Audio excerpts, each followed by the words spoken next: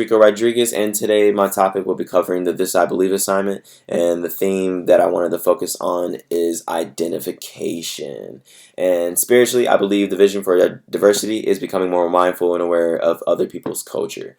And I wanted to include this topic because identity is the culture to me as we fluctuate in a society. Identity is important to cultures because that's how we remember who we are. I believe to acknowledge that race is not genetic or biological, it is a placement of power in social systems. In order to break the barriers, we must break all categories of social stigma, stereotypes, prejudice that leads away from discrimination. The middle class is defined by property and investment. In the protests of Levittown, Pennsylvania in 1957, there was an announcement that an African American couple were moving into the community. Levittown at that time was racist, and the suburbs at the time were about property and investment. If you move African Americans into your community, that was like symbolic to saying, "Oh, we're moving trash into the community," or "Oh my God, these people who look different come from a different background from the city, and they're trying to ruin our property value." In a sense, that's why they announced it in Levittown, Pennsylvania. It was a fear mongering situation.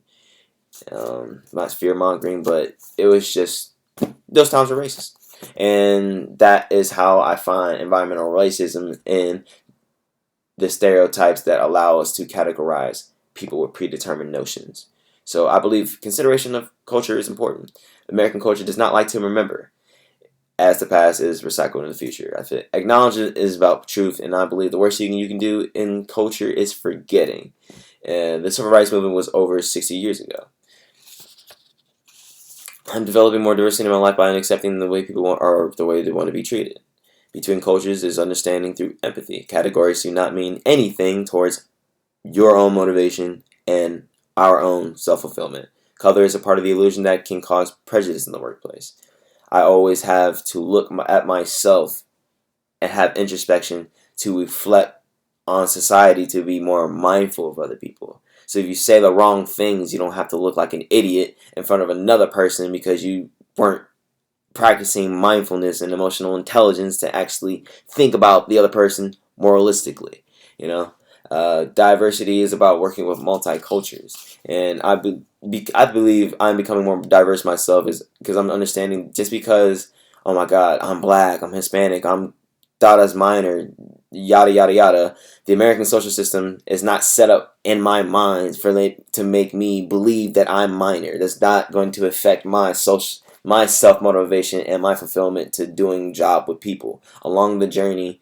If you overcome adversity, it tells people you really are who you want to choose to be. So I realize that with just being black and Hispanic, I don't have all the disparities in the world. I'm still a male. There's privilege into being a male as the generations went on with the traditional workplace.